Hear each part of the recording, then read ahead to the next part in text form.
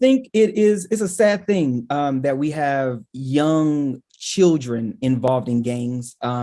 It's so many different factors, and especially being a clergyman, I have connections to a lot of young men, young people in the community. And the reality of it is a lot of their grandparents and parents go to our churches. So we have a responsibility to make sure that we stay connected. And a lot of clergymen are at the table with city officials, thinking of ideas, coming up with ways, because of course we have a direct pipeline into these individuals. So it's going to take collaboration. Are you surprised to hear that that little less than half, I guess, are gang related in some nature? No, I'm not surprised.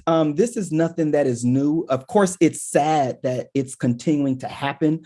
My focus has always been on the youth. Being one of the youngest pastors in the city of Stockton, youth have a special place in my heart. One of the things that we have to tackle is this school to prison pipeline. We don't understand that when we have issues in our school system, it's prepping our children. The shooters are getting younger and younger. And these are things that we must think about as relates to what's happening in the future. It's not just, okay, we see the violence, but it started somewhere. And that school to prison pipeline is a serious thing. And it's so generational, right? It's like one generation after the next.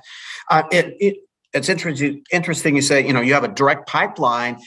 Is this something where you get involved with some of your own members of your church and say, hey, can you connect me with so-and-so, or what help do they need? What can we do?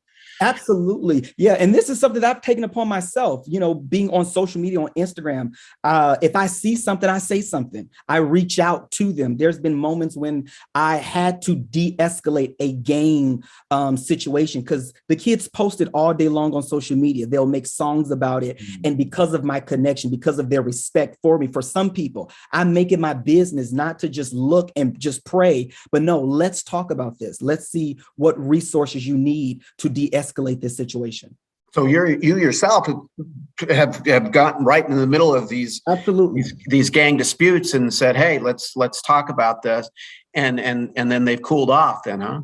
Absolutely. Yeah, they cooled off, and it was the respect that they had, which means these young people, they are not young people who are exempt from understanding order, understanding respect. They just need someone to meet them where they are, who knows them and hears them. Not me just telling them, what I think they should hear, but hearing what they are going through and making myself available. Let me tell you, it will stop a bullet from hitting someone's house.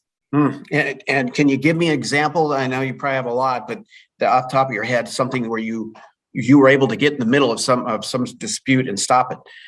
Absolutely. I was on social media and I saw a couple of different young people that I'm connected to engaged in a war on social media. And there was a drive-by shooting at one of their houses. So because I knew all of the parties involved, I was able to make contacts on both ends to diffuse situations and to really get the understanding on what is this about. And 9 times out of 10, what they're fighting over, it's really nothing. It's very small things, but because of the culture, because of the mentality, this tough persona that they put on, it causes, this uproar.